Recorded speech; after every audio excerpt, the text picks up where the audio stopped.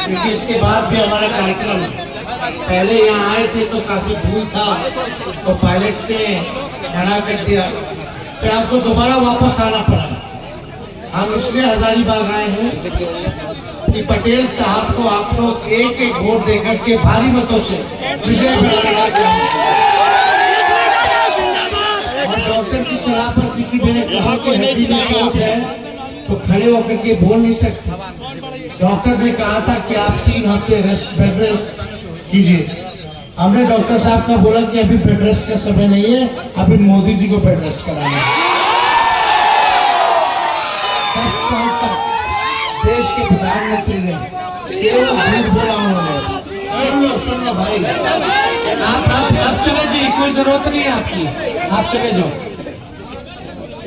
बात हो रही है, क्या मतलब है? हम लोग मुद्दे की बात कर रहे हैं, पढ़ाई, दवाई, कमाई, सिंचाई, बेरोजगारी, महंगाई, गरीबी पे बात करने आए। 10 साल में बेरोजगारी बढ़ी है, 10 साल में महंगाई बढ़ी है, 10 साल में आप देखिएगा गरीबी बढ़ी है।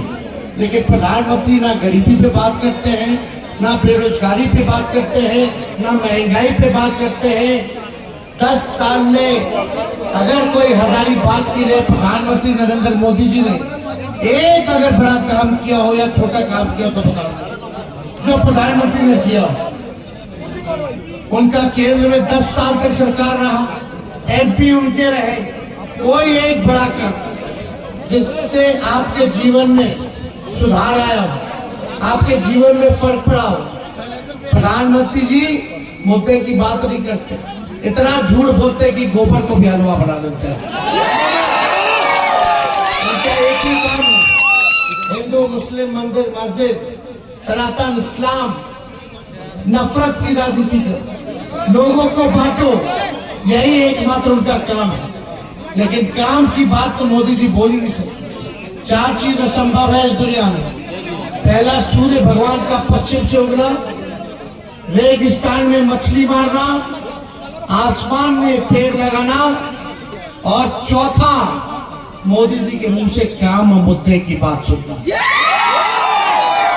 कभी आप लोग काम की बात नहीं सुनेंगे। झारखंड आए होंगे कई बार, एक बार बता दो कि उन्होंने कुछ बोला कि अगर वो जीत के जाते हैं तो अगला 5 साल क्या करेंगे? किसी को पता हो तो जरा बता दो। या 10 साल का हिसाब दिया हो मोदी जी ने कि हजारीबाग के लिए हमने ये किया। यहाँ के नौजवानों की सबसे बड़ी समस्या है बेरोजगारी, लेकिन प्रधानमंत्री जी बताओ, एक नौकरी दी हो, सारे देश के संस्थानों को भेज दिया, रेल भेज दिया, सेल भेज दिया, रेल भेज दिया, LIC भेज दिया, पोर्ट भेज दिया, एयरपोर्ट भेज दिया। लेकिन जहां भी नौकरी आरक्षण होता था वो सब जगह संस्थानों को बर्बाद कर दिया या प्राइवेटाइज कर दिया। आज हम सब लोगों को तय करना है, ये भाजपा के लोग हमारे संविधान को, लोकतंत्र को खत्म करना चाहते हैं, गणतंत्र जमीनी तहजीब को खत्म करना चाहते हैं। आज हम सब लोगों को एक होना हो, काम के आधार पर आप लोग निर्णय लीजिए, ना कि हिंदू मुसलमान के नाम पर। धर्म आस्था अपने जगह पे है, लेकिन ये चुनाव है, देश को बनाने का चुनाव है, ये चुनाव है अपनी गरीबी को मिटाने का चुनाव है, बेरोजगारी को मिटाने का चुनाव है, महंगाई को घटाने का चुनाव है। आप लोगों को अच्छी शिक्षा चाहिए, चिकित्सा चाहिए। बताओ प्रधानमंत्री जी कोई अच्छा यूनिवर्सिटी बनाया हो तो हजारीबाग में बताओ, कोई बढ़िया अस्पताल बनाया हो तो बताओ, क्या कोई बढ़िया स्कूल बनाया हो तो बताओ। काम के आधार पे 0 है। प्रधानमंत्री जी ने झारखंड हजारीबाग के साथ 113 व्यवहार किया। इस बार हजारीबाग जो है परिवर्तन लाने का काम करेगी। ज्यादा समय नहीं है, लेकिन आप सब लोग एक बार हाथ उठा करके आशीर्वाद देने का काम कीजिए। पंजाब के निशान पर बटन दाबना है, 1 नंबर क्रमांक नंबर, और इनको पटेल जी को भारी मतों से जिताइए। और मुझे पूरा विश्वास है इंडिया की सरकार बनेगी, राहुल जी का हाथ मजबूत होगा, लालू जी, हेमंत सोरेन जी का हाथ मजबूत होगा, तो देश में 1 करोड़ नौजवानों को सरकारी नौकरी, गैस सिलेंडर 500 रुपया कर दिया जाएगा। ये सारा काम गरीब परिवार की बहनों को साल में एक बार 1 लाख रुपया का मदद हम लोग करेंगे। 335 रुपया हर महीने गरीब परिवार की बहनों को मिलेगा। इसलिए समय कम है, इसके बाद आपको कोडरमा भी जाना है। समय थोड़ा बर्बाद हो गया क्योंकि बहुत दूर था, इस वजह से हेलीकॉप्टर जो है आ नहीं पाया। तो हम ज्यादा समय ना लेते हुए आप सब लोगों को तहे दिल से धन्यवाद देते हैं कि आप लोग इतनी भी संख्या में अपने देश से यहाँ आए हैं। हजारीबाग की जनता जिंदाबाद, बहुत धन्यवाद। निश्चित रूप से आज का कार्यक्रम का फायदा हम लोग को मिलेगा, पूरे लोकसभा में इसका प्रभाव पड़ेगा। अभी क्या स्थिति बन रही है? चुनाव जनता लड़ रही थी, मैंने पहले कहा, और चुनाव जनता जीत चुकी है। 4 तारीख को सर्टिफिकेट लेगी। लेकिन बीजेपी कह रही है कि इस आंधी में कहाँ कोई बच पाएगा। वो तो पता चल जाएगा ना। वो तो झारखंड में भी 65 बोले थे, 25 लाए। बंगाल में सरकार बना रहे थे, 78 न 77 लाए। छत्तीसगढ़ में क्या बोल रहे थे, बोलना कुछ बोले, लेकिन जनता को तय करना है। आज तो तेजस्वी यादव यहाँ आए थे, उनका भाषण काफ़ी कम देर का, वाली काफ़ी अधिक उबाल था। इसका असर कितना लगेगा? देखिए, भाषण लंबा चलता, कार्यक्रम लंबा देते। चूँकि पहली बार जब आए तो हेलीकॉप्टर लैंड नहीं कर पाया। फिर दोबारा हजारीबाग के जनता से उनका प्रेम इतना था कि दोबारा हेलीकॉप्टर गांडे से जाके बैक होके फिर ये भाषण दिए। सहयोगी दलों का कितना आपको सहयोग मिल पा रहा है? पूरा सहयोगी दल एक है। जैसे इस मंच में देखा गया कि आप पार्टी के कोई कार्यकर्ता नजर नहीं आया। देखिए, हर पार्टी का कार्यक्रम में अब हर आदमी हर जगह उपस्थित हो जाए, ऐसा नहीं होता। किसी के कोई व्यक्तिगत काम है, बहुत सारी चीज़ें हैं।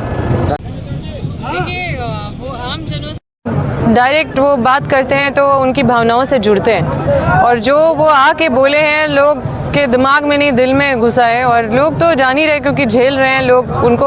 आज के दौर पे ऐसा समय है कि लोगों को हमको बहुत ज़्यादा कन्विंस करने का ज़रूरत नहीं है, या किसी भी पार्टी को किसको वोट करे किसको नहीं करे, उसके लिए हम लोग को बहुत किसी भी पार्टी को उसमें मेहनत करने का ज़रूरत नहीं है, क्योंकि लोग समझ रहे हैं कि वो कितने लंबे समय से झेले हुए हैं।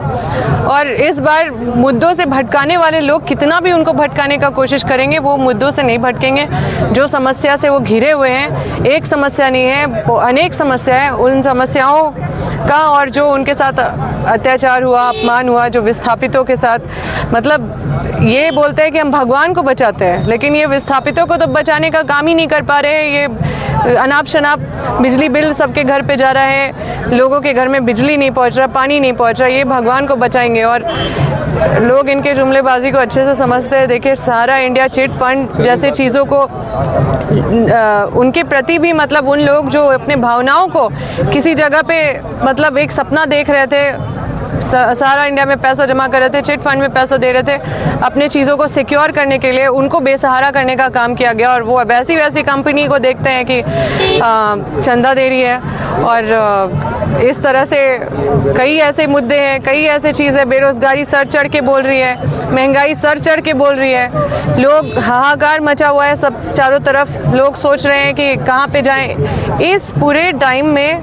मतलब पॉलिटिक्स से घृणा हो गई है लोगों को। जिस तरह का एक लंबा समय में हम लोग जाते हैं तो लोग को लगने लगा है कि हम भी वैसे हैं। लोग विश्वास करना छोड़ दिए हैं कि हम इतना विश्वास करके जहाँ पे पूरा भावना को दिल्ली भेजे थे, वहाँ पे उनका मतलब विश्वासघात हुआ है।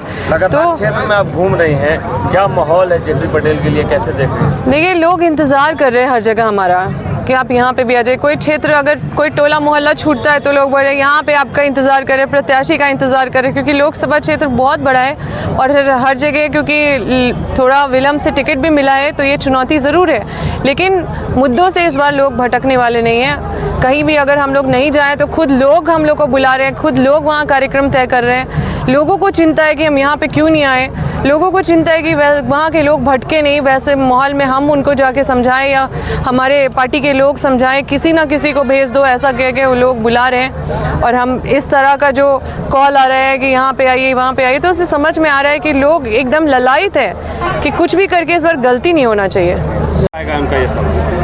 तेजस्वी यादव को हजारीबाग लोकसभा में आने से भूचाल मच गया है। निश्चित तौर पर दूर दराज के ग्रामीण मतदाता इनको दिल से चाहते हैं और आने वाला समय में हजारीबाग लोकसभा के प्रत्याशी जयप्रकाश भाई पटेल के पक्ष में ये तेजस्वी यादव बयार बहा करके गए हैं। 20 तारीख को जो चुनाव होगा, मतदान जिस दिन होगा, ये देखने को मिलेगा और निश्चित तौर पर इंडिया गठबंधन के प्रत्याशी जयप्रकाश भाई पटेल भारी बहुमत से जीतेंगे।